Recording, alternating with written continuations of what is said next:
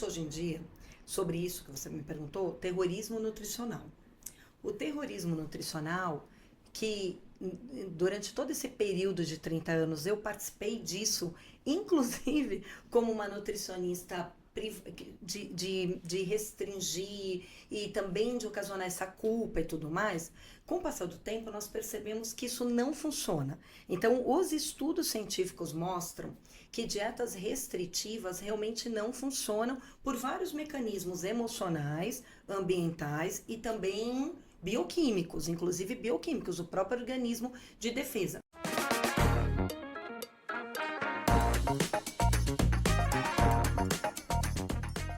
E aí vamos caminhando no terceiro encontro desse podcast, Importância das Pílulas de Saúde, cujo foco é a obesidade. Nós tivemos no encontro anterior o aspecto da saúde mental e obesidade, onde nós observamos as nuances especiais que o paciente obeso precisa ter de atenção. E não poderíamos deixar de trazer o tema sobre nutroterapia em obesidade, né? Um tema novo onde a gente busca aqui quebrar o preconceito que nós temos em relação à nutrição. E para esse encontro fantástico, eu tenho o prazer de ter reencontrado a nutricionista Cláudia Gonçalves. E aí eu queria agradecer, Cláudia, a sua presença. Eu que agradeço esse convite maravilhoso e poder discutir e desmistificar, né, muitos conceitos de alimentação, sem dúvida. Perfeito. E antes de começar, eu queria que você falasse um pouquinho da sua jornada, da tua experiência, que eu acho que isso é importante para o nosso público que está muito ligado nesse canal e buscando mais conhecimentos. Nossa, minha jornada é longa. Esse ano eu completo 30 anos de profissão como nutricionista em emagrecimento. E isso é maravilhoso porque eu sempre trabalhei, né, com reeducação alimentar para emagrecimento em todos os níveis, desde o tratamento clínico, cirurgia bariátrica, que a gente vai conversar um pouquinho sobre isso. E é muito interessante porque em 30 anos, olha quantos conceitos foram modificados, quantos alimentos foram proibidos e agora permitidos, e mudou muita coisa. Então a gente tem muitos assuntos para realmente ressignificar, demistificar e até trazer a população para mais perto da gente, né? Trabalhar toda essa relação.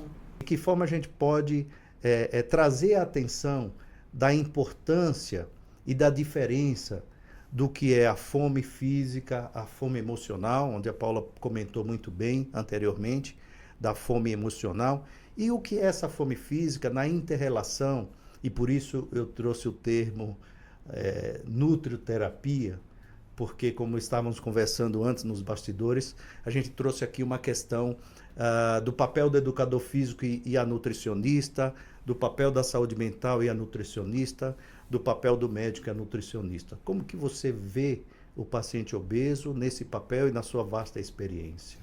Bem complexo mesmo, né? Porque as fomes, existem 8 tipos praticamente de fome. E as duas fomes, tanto a física como a emocional, elas são muito entrelaçadas. Então, para o paciente em si, na teoria é mais fácil, mas para o paciente em si é difícil ele realmente perceber que tipo de fome é essa, que é exatamente o questionamento que você traz muito bem. Uma situação que normalmente eu trabalho com os pacientes é a questão da observação primeiro, porque assim, existe a saciedade e existe a saciação. E às vezes o componente da fome física, que foi uma das suas perguntas, já começa nesse componente saciedade e saciação. A saciedade é um estímulo, é uma comunicação do estômago para o cérebro para, como eu posso dizer, comunicar ao cérebro que essa pessoa já está completa de alimentos, saciada, que é diferente de satisfação. Então, na saciedade, a pessoa já completou o estômago com um volume de alimentos que mandou a informação que já tem alimentos compostos no estômago. A saciação, que é um componente muito complicado junto com a vontade de comer, é a velocidade da informação da saciedade. Não sei se o doutor tem verificado alguns artigos sobre isso interessantes, que o que acontece com uma parte desses obesos é que muitas vezes eles se alimentam, eles já estão saciados com estômago completos, repletos de alimentos, mas eles demoram para receber a informação para o cérebro dessa informação de estômago cheio. Então, como demora para ir essa resposta para o cérebro, ele entende que ele precisa comer mais. Uma parte dos pacientes comem a mais do que deveriam, porque muitas vezes o problema não está relacionado só com o volume de comida, mas também com a velocidade da informação para o cérebro de estar saciado. Então, isso tem um nome já hoje chamado saciação. Então, tem pessoas que comem e falam, Cláudia, demora para eu perceber que eu estou saciado. Aí, quando essa pessoa vai perceber que está saciado, ele já comeu além da conta. E aí, quando uma parte desses pacientes acabam provocando vômitos e tendo uma série de outras reações.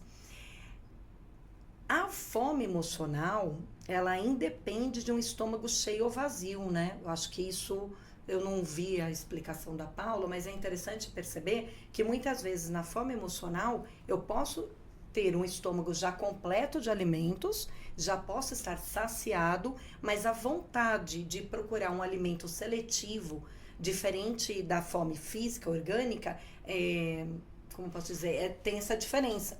Então, na realidade, na vontade de comer, independe do estômago estar cheio ou vazio, né? Para essa busca, para essa procura. Não, isso ficou claro, e você trouxe um ponto.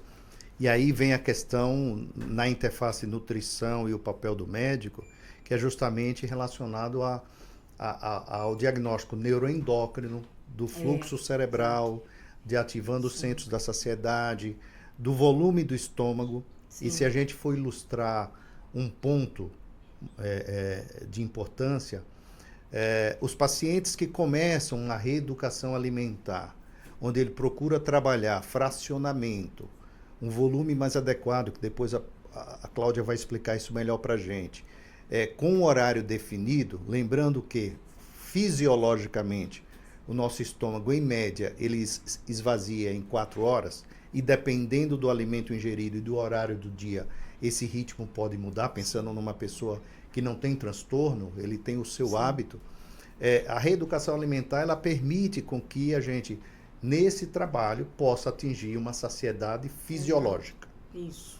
No paciente com obesidade, a gente entende que esse é um processo onde eu tenho fatores internos, intrínsecos, e os fatores externos. Sim. Não é? E aí cai por terra a teoria da entrada de energia e do gasto. Fica muito simples. Lógico, isso faz parte do processo, né? Porque eu costumava falar para os nossos pacientes, olha, entram 5 caminhõezinhos de energia e sem atividade física saem 3, você vai acumular 2 e durante 10 anos você vai ter um acúmulo significativo de peso dentro de uma via metabólica que aí leva. E daí a importância da orientação nutricional com novas teorias, o fluxo neuroendócrino, a questão afetiva, a somatização e o estilo de vida. E eu sempre trago para os pacientes, o hipertenso da idade das cavernas é o hipertenso de hoje. Fisiopatologia da hipertensão ela é a mesma, isso não mudou. Eu posso ter fatores externos que contribuem. E a obesidade ela é multifacetária por isso. Exato, complexa. Então, a ideia nossa é que ela é complexa, mas o paciente com obesidade ele tem que começar cada vez mais a entender o papel da nutricionista. Sim. Né? Você trouxe exemplos que a gente não está aprofundando e nem é a proposta desse encontro, de uma experiência demonstrando que o papel da Nutri é essencial. Seja o paciente operado de bariátrica ou não, porque o operado precisa ter um cuidado ainda maior, que isso aí seria um tema só para a gente discutir aspectos nutricionais pós-cirurgia bariátrica, que quem sabe possamos ter um novo encontro focado nisso. Você já trouxe a questão da fome física e emocional, você já trouxe a questão dos neuro-hormônios participando disso, de sacietação, é isso? Saciedade e saciação, que é um termo novo também para mim, que bom isso. Que você trouxe, que é aquela sensação de que eu como mesmo sem perceber se estou com fome ou não, mas eu preciso comer, eu preciso encher algo. E a pessoa não recebe o estímulo, a informação. Perfeito. E eu estou até trazendo esse assunto porque a alimentação, a refeição, a composição da refeição pode interferir muito nisso. Então, qual é o papel? Porque os pacientes até se assustam, Cláudia, mas realmente é meu caso. Eu não tenho informação que eu estou saciado, mas aí o meu estômago já está preenchido. Normalmente a gente tem algumas técnicas da alimentação para ajudar um pouco nessa saciedade e saciação. Por exemplo, na composição do prato, da refeição, praticamente metade do prato atualmente precisa ser composto por proteínas e o restante com vegetais e uma fonte de carboidratos também. Então, quando eu faço uma distribuição melhor dessa refeição, eu também vou melhorando esse componente da saciedade e da saciação. Eu acho que isso é interessante. Por isso que muitas vezes também é fundamental trabalhar esse assunto com a nutricionista, além do restante da equipe, porque às vezes uma dica na composição da refeição já muda todo a questão da saciedade dessa pessoa. Porque a gente está falando mais dessa fome física, uma vez que a fome emocional tem uma série de considerações, como o doutor já trouxe mesmo, né? Um outro ponto importante, fazendo um gancho no que você falou, é como que a gente pode enxergar, e você mostrou a construção de um prato, né? Eu costumo dizer para o paciente na primeira consulta que ele pode comer de tudo um pouco. É melhor. Como que você enxergaria isso? Né? Eu tive um paciente que comia 10 pães franceses no café da manhã. Eu negociei com ele que comesse 5. E ele já está enxergando reduzir 50%. Exato. Não adiantava eu proibir dele comer os 10 pães, senão ele queria bater em mim como a mulher da pizza quis bater em você. Excelente. Então esse processo ele é essencial. De que forma o paciente pode, sem a culpa, sim, não é? Porque existe a culpa do ter comido e a culpa de não ter comido. E existe a culpa de sentir a vontade. De sentir a vontade, perfeito. E hoje existe também a culpa de sentir fome. É como as pessoas não pudessem mais sentir fome. E fome é um mecanismo orgânico, é natural. Fisiológico, exatamente. Sim. Todo mundo sente fome. Então, chegou num ponto que a nutrição ficou tão... Existe hoje em dia, sobre isso que você me perguntou, terrorismo nutricional. O terrorismo nutricional, que durante todo esse período de 30 anos eu participei disso, inclusive como uma nutricionista de restringir e também de ocasionar essa culpa e tudo mais, com o passar do tempo nós percebemos que isso não funciona. Então, os estudos científicos mostram que dietas restritivas realmente não funcionam por vários mecanismos emocionais, ambientais e também bioquímicos, inclusive bioquímicos, o próprio organismo de defesa. Então, o que acontece hoje? Existe uma nova abordagem que é a nutrição gentil, baseada até no que o doutor comentou, que é muito interessante. Nutrição gentil é permitir um pouco de tudo, porém não tudo de uma vez. E chegar nesse equilíbrio é muito individualizado, é bem o que você falou.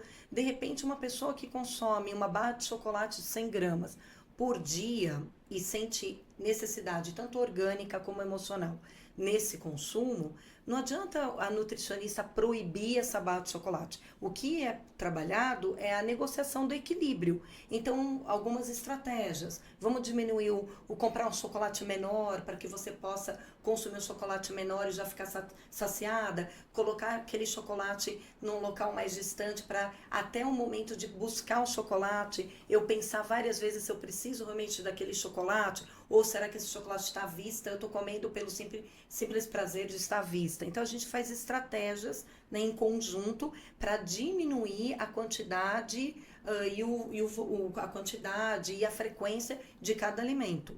Então, hoje em dia, tem muito essa característica de trabalhar mesmo que o paciente fique empoderado. Na realidade, eu acho que o que o doutor está trazendo é que antigamente o paciente era passivo no acompanhamento. Hoje em dia, ele precisa ser ativo. Ele precisa ser o principal componente O ator o principal. ator principal. Dele mesmo. Exatamente, de definir também o que está ao seu alcance. Cláudia, eu não consigo deixar de comer a pizza, mas existem formas de pizzas mais saudáveis, existem formas de receitas, hoje em dia, mais práticas, com menos gorduras, com menos alimentos ultraprocessados, que ele também possa sentir prazer. Então, é nesse sentido que pode ser negociado. Ele se tornou mais ativo no processo também, né? Mais responsável Exato. consigo mesmo. E tem uma outra curiosidade desse assunto que o doutor trouxe, é que os estudos atuais mostram que, em média, os pacientes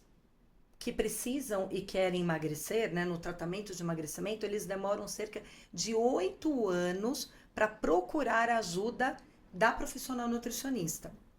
E isso se dá exatamente por causa do famoso terrorismo nutricional, porque a gente era muito proibitiva, a palavra que eu queria usar, muito proibitiva, e hoje em dia a gente aprendeu que não, comer um pouco de tudo, porém não tudo de uma vez, e entrar nesse equilíbrio, né? Então, não ser punitivo nem restritivo a Sim. esse ponto. Sim. Se fizermos um paralelo à questão dos transtornos comportamentais alimentares, e aí você trouxe um ponto de importância que é o tratamento personalizado, né? Não adianta eu passar uma receita de bolo igual para todos os pacientes, porque eu tenho idades diferentes, sexo masculino e feminino, doenças associadas, metabolismos diferentes, fatores hormonais ou não, Sim. por isso que a obesidade ela é multifatorial. Sim. De que forma você orientaria o público, nosso público, no sentido de buscar uma nutricionista sem a culpa, sem o medo de que ela vai tirar o que é prazeroso para ele? Eu acho que é muito interessante essa abordagem e é pouco comentada, né, e discutida, muito bom.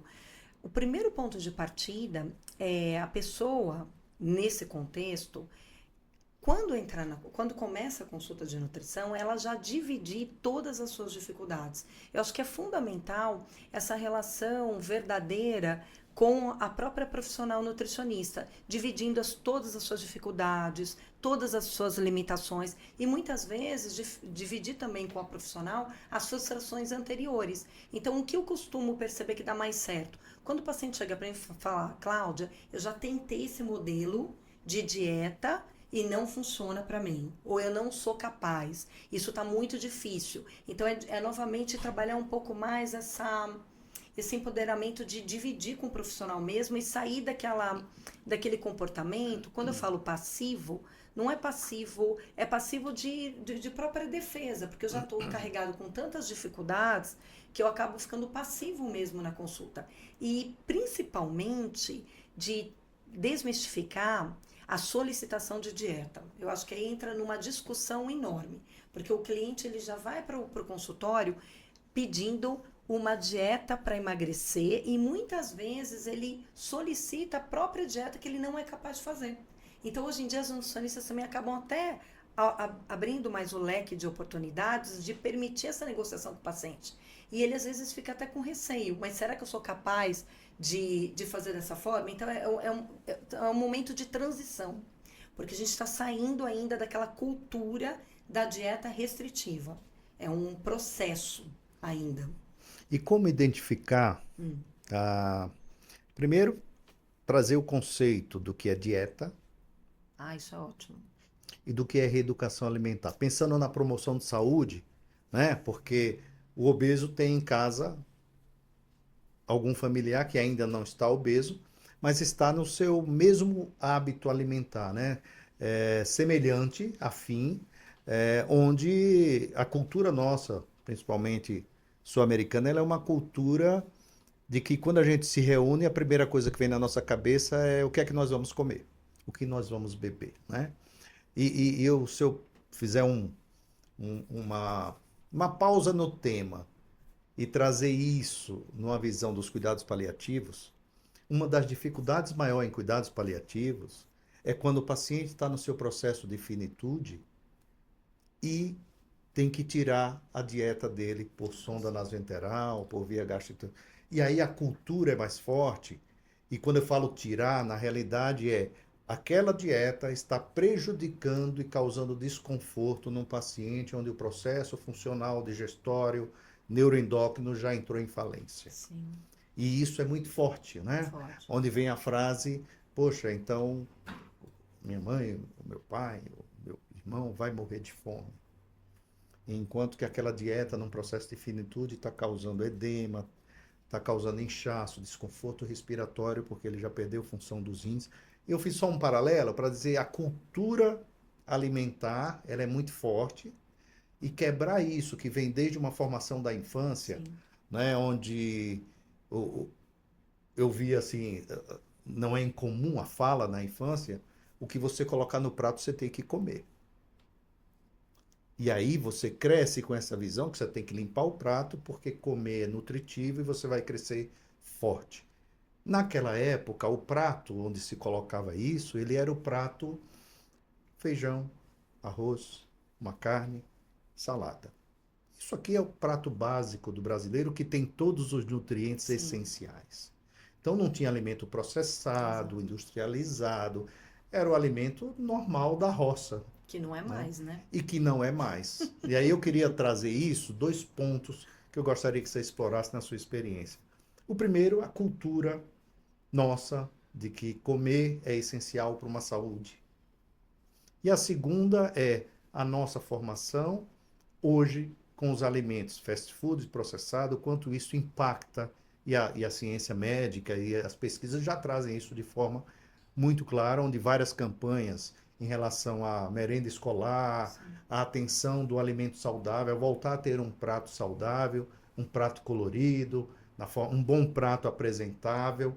Eu costumava trazer nas minhas palestras qual é a diferença de eu pegar um arroz, um feijão, uma carne, uma salada, distribuindo em 4 Em 4 partes. partes. E o que é eu pegar tudo isso numa quentinha, onde o feijão fica lá embaixo, o arroz em cima, a coisa amassada e tudo misturado. É o mesmo alimento, porém a apresentação é diferente. Eu vou ter prazer em um, diferente do outro. Então eu queria que você explorasse um pouquinho. Primeiro, a cultura. Segundo, os alimentos atuais, processados, industrializados. Depois, a importância da apresentação do prato.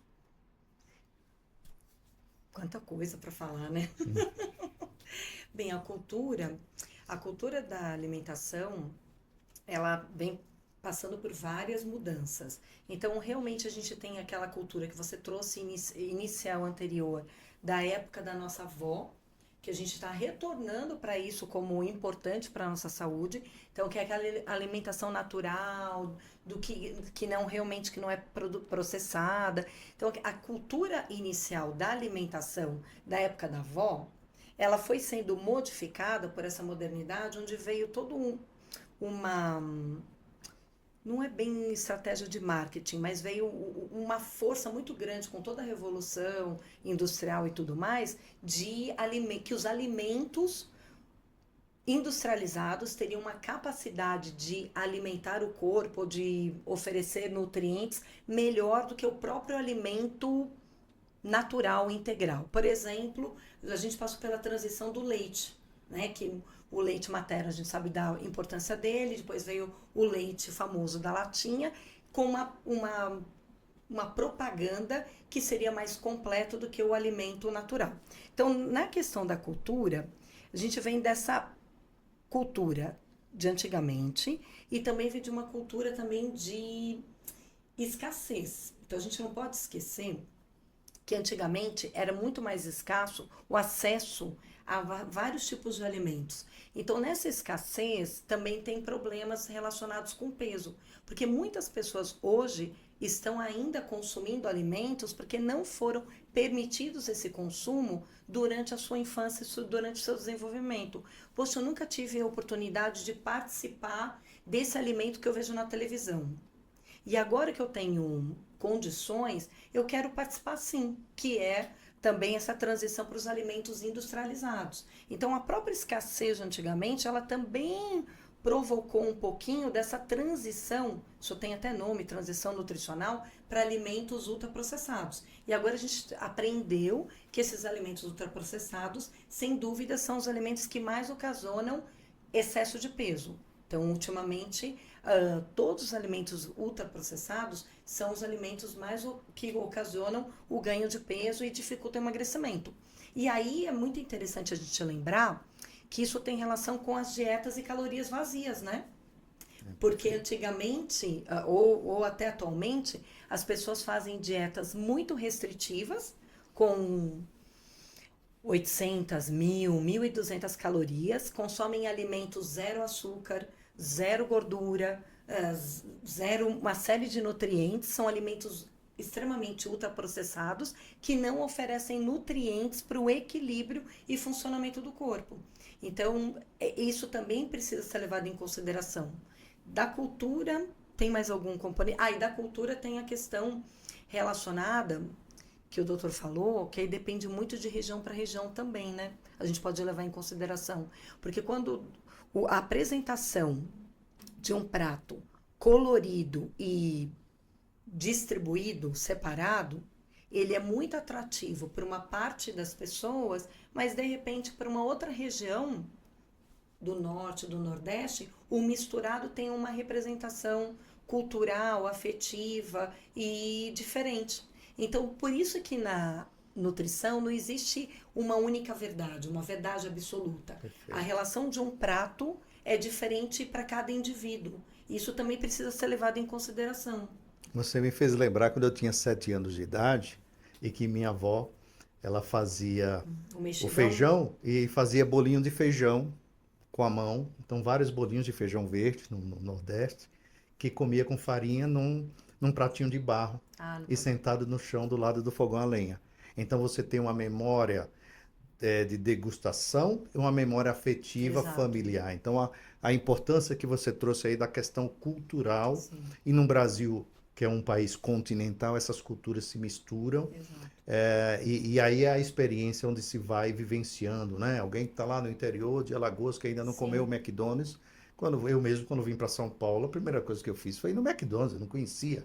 Né? Vindo lá de Alagoas. Então, você queria participar do processo, dizer, comi o McDonald's. Então, isso tudo faz parte de um processo natural. Mas eu trouxe essa provocação que é justamente para que a gente reflita a importância do papel do profissional nutricionista nesse processo do emagrecimento.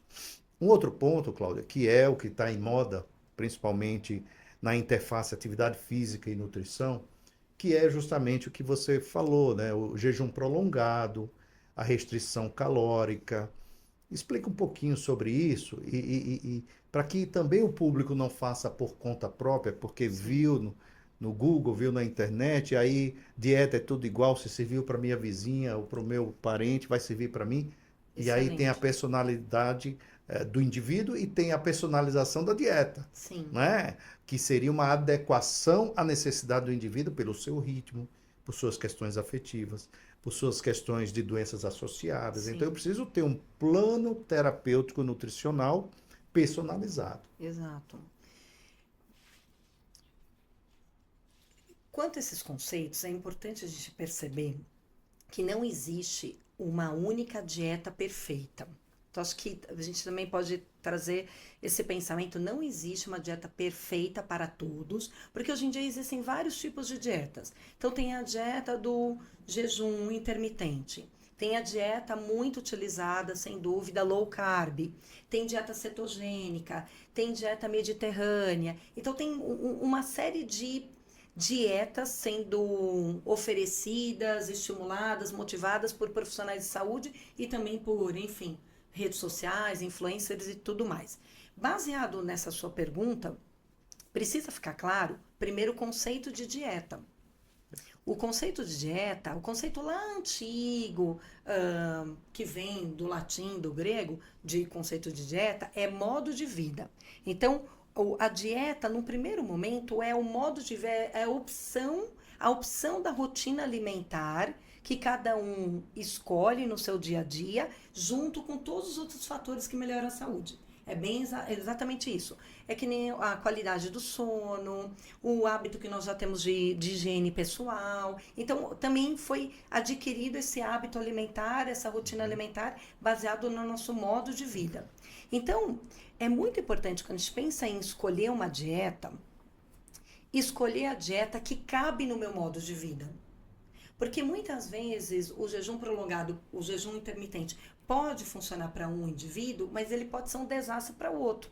E isso que eu estou querendo dizer de uma forma mais simples, os estudos científicos têm demonstrado. Então, jejum intermitente, uma parte das pessoas podem ter características metabólicas, genéticas e ambientais que o jejum intermitente favorece um emagrecimento saudável. E outras pessoas não têm toda essa parte da bioquímica e de metabolismo e até de questões emocionais que permite fazer o jejum intermitente. Então é legal entender que não serve para todo mundo. Pode ser uma ferramenta, uma dieta, um argumento bom para alguns e não para outros. Porque também tem uma questão que a gente sempre esquece e hoje em dia está sendo muito estudado na nutrição. A obesidade, ela tem uma série de fatores, ela é multifatorial, né, complexa, mas existe também a composição da gordura. Existe a gordura visceral, existe a gordura subcutânea, e isso tem total diferença ou relação com o alimento, com a dieta que eu vou escolher. Então, uma pessoa, por exemplo, com gordura abdominal, ela pode se beneficiar de dietas diferentes da dieta para subcutânea. Então, tudo isso também faz diferenças. Agora, que você perguntou mais sobre? Não, eu acho que essa questão é desmistificar para que a própria população não não tome a sua própria conduta porque funcionou, porque teve uma influência, Sim, porque está na importante. moda, de que a personalizar um plano terapêutico dietético com uma nutricionista é essencial, não há dúvida disso. Eu queria puxar um pouquinho do gancho do que você trouxe. E isso até agora a gente falou da obesidade não bariátrica, não operado, você imagina a importância do paciente operado de bariátrica sobre o aspecto nutricional, isso vai ser um outro momento que a gente vai explorar nessa visão nutricional, de que o paciente operado de bariátrica, ele continua com suas emoções, o paciente operado de bariátrica, ele continua, e eu falei isso no programa do Godinho, do Bariátrica em Foco, quer trocar 6 por meia dúzia, eu tentei explicar isso para que também, ele como cirurgião ficou até bravo comigo, mas eu tentei explicar que trocar 6 por meia dúzia no operado de bariátrica eu não operado, eu tenho que fazer atividade física, eu tenho que ter reeducação alimentar, eu tenho que cuidar da minha saúde mental, eu tenho que me amar. O paciente operado de bariátrica que tem uma restrição do volume do estômago, uma área de absorção comprometida, tem que seguir uma reeducação alimentar, tem que fazer atividade física, tem que tomar seus remédios para a saúde mental, se aí precisar, e tem que se amar. Então, 6 por meia dúzia foi nesse sentido que eu quis trazer. Sim. E eu queria só que você desse uma breve atenção sobre o bariátrico, que também nós temos um público de bariátricos que nos seguem, para que a gente pudesse enfatizar o papel da nutricionista no paciente pós-bariátrica, porque não é incomum que o paciente opere, passe na sua fase de lua de mel, que é o primeiro ano, atinja suas metas e desapareça do consultório. Sim. Se da parte médica ele desaparece, quiçá da parte nutricional, não é? Do autocuidado. Então, queria que você sensibilizasse o público sobre essa questão do pós-bariátrica e a necessidade da orientação nutricional. Bem, eu atendo diariamente os pacientes pós-bariatricados, né, os bariatricados, e a maior preocupação dos pacientes que interrompem o acompanhamento médico e nutricional é principalmente o prejuízo da falta de nutrientes em geral, de vitaminas. Então, o que é fato, é verdade? Com o passar do tempo, o próprio organismo ainda necessita de uma quantidade de proteína e de vitaminas e minerais importantes para o corpo que não são ofertados pela alimentação. Por isso que também é necessária a suplementação. Aí essa má alimentação, quando abandona a nutrição e o médico, faz com que tenha falta de proteína, falta de, é muito comum, vitamina B12, falta de ferro com anemia, falta de cálcio e vitamina D com prejuízos enormes para a densidade e para a estrutura óssea. Então, os últimos estudos vêm mostrando uma negligência por parte, enfim, dos pacientes que não fazem acompanhamento dessa parte da estrutura óssea, aumentando até o número de fraturas né, de fraturas nessa população. Então, é muito importante que o paciente bariatricado entenda desse casamento com a área de saúde, que na realidade, tanto a nutricionista, o psicólogo, o preparador físico e o médico, eles estão lá como um suporte de ajuda, de apoio para que esse paciente que emagreceu continue permanecendo saudável. Porque a cirurgia, sem dúvida, ajudou ajudou no emagrecimento, mas a manutenção do peso é esse trabalho em equipe. E a manutenção do peso é muito necessário a nossa ajuda, né? Para poder equilibrar e manter essa saúde de uma forma geral. Então, assim, o bariatricado, ele necessita esse casamento e realmente a gente percebe muito esse abandono de ele tentar sozinho. E quando ele volta pra gente, ele volta num grau de desnutrição e de problemas de saúde muito grandes. A gente precisa corrigir. E isso acaba custando até mais caro para o próprio paciente, né? Sim. É importante falar, porque essa correção custa muito mais caro do que a prevenção. Perfeito, Cláudia. Acho que você colocou muito bem, sensibilizou. E eu costumo dizer que no tratamento clínico da obesidade, se eu colocar em ordem de indicação, evolução, planejamento terapêutico, eu teria o médico, a nutricionista, a psicólogo, o educador físico. No pós-bariátrica, eu tenho a nutricionista em primeiro lugar, junto com o nutrólogo. Eu tenho em segundo lugar a saúde mental, em terceiro lugar o educador físico e por último o médico. Porque o médico ele vai checar o andamento de toda essa intervenção multidisciplinar no paciente operado de bariátrica e que jamais abandone o seu tratamento, quer esteja operado, quer não. Eu agradeço a oportunidade de conversarmos de forma ampla. Acredito que esse tema ele foi um tema de sensibilização. Pense nisso com muito cuidado, com muito carinho. Desmistifique o olhar e o medo da nutricionista. E para finalizar, Cláudio, eu gostaria que você lançasse uma palavra, uma mensagem para esse público que está ávido por ter a oportunidade de passar com a nutricionista. Acho que o mais importante é trabalhar a simplicidade. Eu acho que a gente precisa realmente voltar a tornar a alimentação mais simples e acessível dentro de todas essas condições, do que a pessoa gosta, respeitando realmente o que ela gosta de comer e o que ela não gosta, em equilíbrio com o objetivo que ela tem como dieta, seja para que função ela for. Mas a alimentação, hoje em dia, ela pode ser simples, ela pode ser agradável, ela pode ser saborosa, ela pode ser nutritiva em equilíbrio com o objetivo que essa pessoa tem. Então, de trabalhar mesmo essa verdade, de dividir com a nutricionista as suas dificuldades e ver a nutricionista como uma profissional de suporte e de apoio, não mais como aquele pensamento ou aquele comportamento que o doutor falou no início, né? Sim. De ser restritivo. Exatamente, e de o paciente sair nervoso da consulta. Hoje em dia não, ele sai muito mais acolhido, então existe até um aconselhamento nutricional, ele sai mais acolhido para dar seguimento para isso. Perfeito, Cláudia. Nós vimos aqui nesse episódio a importância do papel da nutricionista no tratamento da obesidade. Nós falamos um pouco sobre reeducação alimentar, falamos de modelos de dieta, falamos sobre as questões emocionais, memória afetiva, cultura nacional num país continental como o nosso e que sensibilizou a importância do autocuidado nutricional. Comer é muito bom, comer é essencial, mas a gente precisa saber o que a gente come, não é? Nós somos o que nós comemos. Se cuide muito bem e não deixe de se inscrever no nosso canal, faça seu like, participe. Teremos novos eventos pela frente. Obrigado. Obrigada.